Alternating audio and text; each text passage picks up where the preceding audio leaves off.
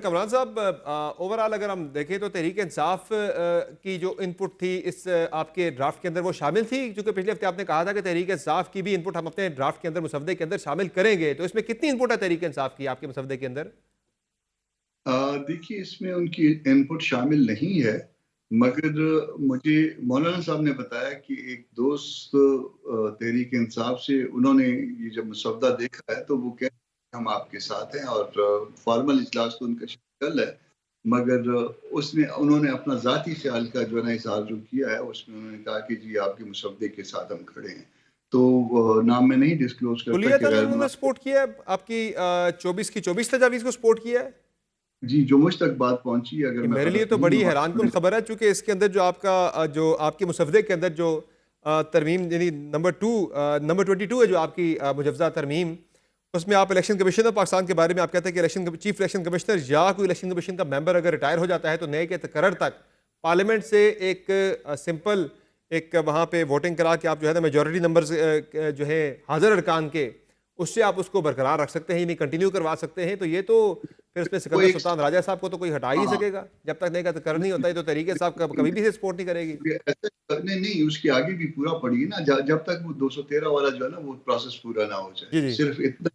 हाँ, तो वो 200 आगे पूरा प्रोसेस तो सर यहाँ पे अगर एक इत्तेफाक की सुन राय होता लीजिए ही ना, नहीं है तो फिर वो लटका भी सकती है वो हुकूमत सुन इसे लीजिए, महीनों तक या सालों तक भी। सुन सुन लीजिए, उसमें ऐसा है कि जो इनिशियली जो इनकी तरफ से जो हमारे साथ शेयर किया गया था वो 56 क्लासेस वाला, ये उसके जवाब में जो है ना ये हमने सजेशंस बनाई थी, क्योंकि अब इन्होंने तर्क कर दी है असल तजवीज़ 215 पे, तो फिर हम भी तर्क कर देंगे। इन्होंने 243 वाली तर्क कर दी है तो हम भी 243 वाली तर्क कर देंगे।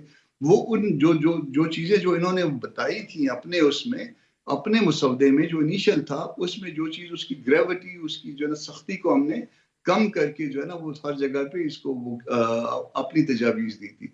तो चूँकि बज़ाहिर जो है ना इन्होंने तर्क कर दिए, तो इसलिए जो है ना ये तो अब ये पुराना बना हुआ है। इसलिए अब इसका मेरा ख़्याल है इसकी ज़रूरत 215 पे भी नहीं रहेगी, 243 पे भी नहीं रहेगी। शायद 209 को भी इन्होंने उस तरह से ऐसा जो है ना वो नहीं किया, तो अब उस पे भी नहीं रहेगी। इनका मामला तो सिर्फ़ जो है ना वो कॉन्स्टिट्यूशनल कोर्ट की हद तक चला गया। हमारा जवाब कॉन्स्टिट्यूशनल बेंचेस की हद तक आया। तो वो अब मामला जो है ना वो हमने जो नेट है वो उसका जो है वो तंग हो गया है। अब वो उस तरह से वो पुरानी बात नहीं रही है। ये एक्चुअली और फैक्चुअली ये उस इनिशियल के जवाब में बना था जो इन्होंने हमसे शेयर किया था पहले दिन। तो हुकूमत ने आपको कुछ बताई है कोई टाइमलाइन वगैरह कि कब तक वो तरमीम लेकर आ रहे हैं? नहीं, हम हमारे साथ कोई ऐसी बात जो है ना उन्होंने वो नहीं की। उन्होंने अब बल्कि बिलावल साहब की जो उसमें जो हम समझ पाए हैं उनका ये है कि कोई जो है ना डेडलाइन नहीं है इस सिलसिले में कोई भी। नहीं, पहले वो अगर 26 अक्टूबर का जिक्र एक इंटरव्यू में कर चुके हैं। बाद में शायद उन्होंने कहा कि ये कोई ऐसी कोई वो नहीं है, मगर अगर हमने दुरुस्त तौर पे अब समझा है तो दो तीन बातें हैं वो जो जौन सी बात को भी ऑन करेंगे उसके उसके उसके मुताबिक। मगर बहरहाल हमने जो हमारे पास सही है। डॉक्यूमेंट बना हुआ था पुराना, इनके डॉक्यूमेंट के जवाब में हमने उसको शेयर किया है, और उसमें अगर आप समझते हैं कि 215 जो है ना वो ज्यादा आ गई है तो हम उसको ड्रॉप कर देंगे। अगर ठीक है। इनकी तरफ से कोई चीज आई जो वो पहले वाली थी तो ये उसका जवाब है। 243 की भी इसी सही तरह है। से है। हाँ, वो हमने कोई इसको जो है ना पुराना बनाया हुआ है, इसलिए इस वजह से जो है ना ये चीज़ें आपको सही हो सामने गया। आ रही हैं, अच्छा वरना अकील मलिक उसके साहब, सामने आपको पता चल ठीक हो गया जाएगा। सर। अकील मलिक साहब ये बताएं कि तरमीम को लेकर JUI के बगैर आपने कहा था कि आप एक कोशिश कर रहे हैं कि इत्तेफाक राय से आपकी तरमीम लेकर आएँ, क्योंकि JUI के बगैर भी नंबर आपके पास पूरा है। वो कैसे पूरा? कुछ देर पहले रऊफ हसन साहब हमारे प्रोग्राम में बात करके गए, वो कह रहे हैं कि हमारा एक मेंबर भी नहीं जाएगा हुकूमती तरमीम को वोट देने के लिए। जिन अरकान पे आपकी नज़र थी उन्हें भी तरीके से आपने सिक्योर कर लिया है कहीं पर। ये तो जब वोटिंग होगी, जब ले होगा, तो जो जो वोट करेगा वो आपके सामने होगा, आवाम के सामने होगा। ये तो कोई ऐसी बात नहीं है। सेनेट में भी और नेशनल असम्बली में भी। नेशनल असम्बली में मैं समझता हूँ कि जो मैंने कोई कैलकुलेशंस देखी हैं या की हैं, तो वो उसमें हम तो नेशनल असम्बली में तो कंफर्टेबल हैं।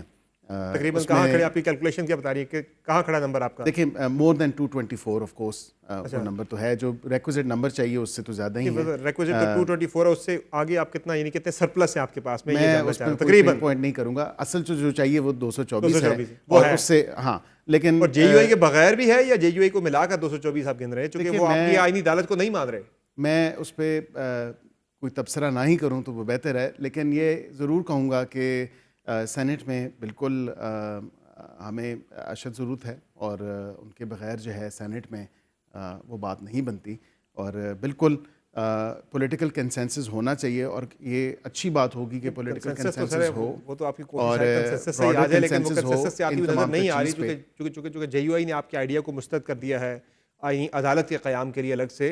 तो आप ये देखिए, फरमा रहे हैं कि फाइनल कौमी से असेंबली आने के अंदर आप जेयूआई के दें, बगैर भी तरमीम कर सकते हैं। सेनेट में आपको जेयूआई की ज़रूरत है, जो मैं आपकी गुफ्तगू से समझ सका हूं। रिफ्यूज़ल तो नहीं है, उनका एक अपना ड्राफ्ट है, वो कामरान साहब ने शेयर किया और वो बिल्कुल है, उनकी गुजारिशात हैं, लेकिन उन्होंने तो एक बड़ी फाइनल खुल के से साथ अपनी दलील भी दी है कि एक चाहिए अलग ना। से आईनी अदालत की जरूरत नहीं है। वो कह रहे हैं मैं एक बोझ है, एक ये बिला मैं वजह समझता का। हूँ कि ज़रूरत है और उसकी वजह ये है कि ना सिर्फ इन 150-200 केसों की हद तक, लेकिन एक आप जब लेगेसी छोड़ के जाएंगे और इतने अरसे से जो आपके केसेस इतने ज़ेर अल्तवा हैं, एक एक्सेस टू जस्टिस जो है उसमें बेहतरी आएगी आम आवाम के लिए और रूल ऑफ लॉ में भी जो है आसानी होगी और उसको भी इंश्योर किया जाएगा। फर्दर फर्मेंटेशन होगी। ये जो आपके तहरीक फंडामेंटल इंसाफ राइट्स को की। लगता है, ये जो तहरीक इंसाफ को लगता है और एक ब्रॉडली भी एक इस हवाले से एक परसेप्शन है कि आप इसलिए आईनी अदालत के आइडिया पे काम कर रहे हैं कि आपको ख़तरा है हुकूमत को कि मंसूर अली शाह साहब चीफ जस्टिस बन गए तो शायद वो इलेक्शन का मामला खोल सकते हैं। ख्वाजा आसिफ साहब का बयान एक रिकॉर्ड पे मौजूद है पहले ही कि इलेक्शन खुल जाएगा,